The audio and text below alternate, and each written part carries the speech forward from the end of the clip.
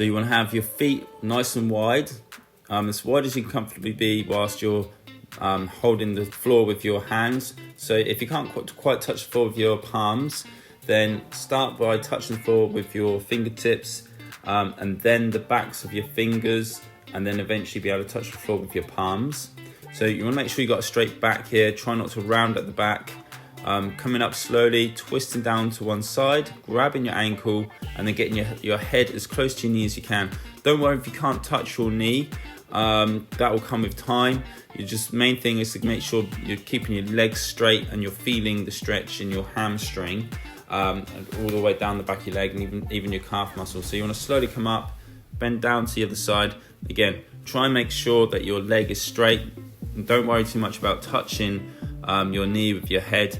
The easiest way I find to do this is if you exhale, so you breathe, let all the air out, and then you can get a little bit closer to your knee, and then shallow breaths at the bottom of the movement.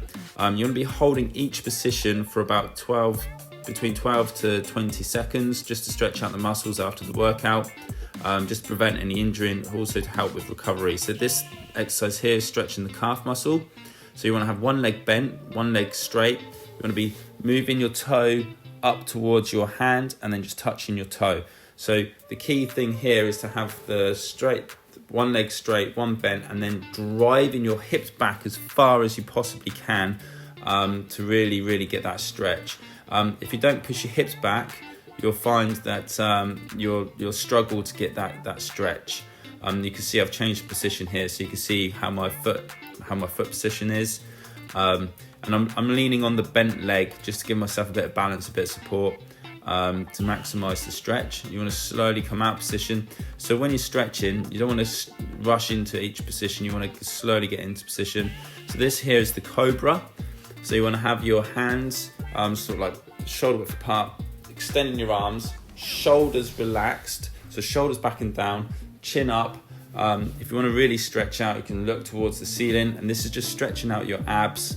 So you're going to be using your abs in most of the workouts, so we like to stretch out your abs, and you just want to hold this position here for between 12 to 20 seconds.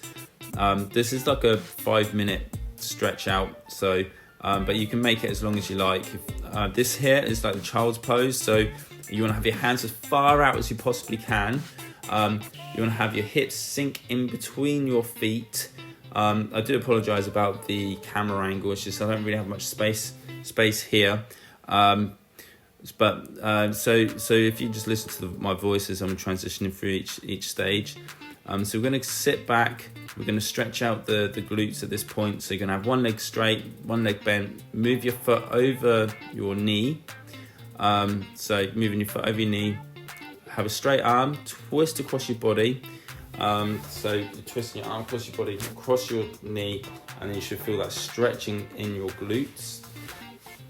So one way of actually really enhancing this is looking over the opposite shoulder as well. So then that will really stretch down the side of your body. It will stretch your glute out as well. You can see I've changed my position here. So I'm looking over my shoulder, which is enhancing that stretch. So once you've done that, you want to lift your leg over your knee, so your foot's by your knee, and then you're twisting your body across your leg and then back again, back on itself. So then you're stretching the glutes. So the glutes are the muscles in the bottom. You can see I'm looking over my shoulder here to really enhance that stretch. Again, you want to be holding it for between 12 to 20 seconds. These are static stretches, which are really effective for after a workout. You want to slowly get in and out position. So standing up, we're stretching the quad now.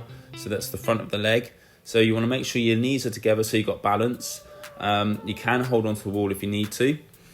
So you keep your knees together, you have your knee back, and you push your hips forwards, and you'll feel that stretch from your hip all the way down to your knee.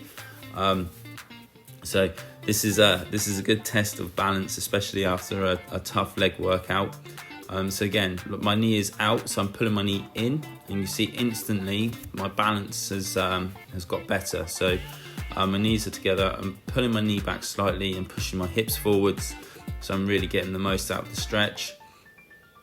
I'm going to keep your chest elevated as well and tight core with any kind of position that you have. This here is stretching the upper back, so you're pushing your hands as far out as you possibly can.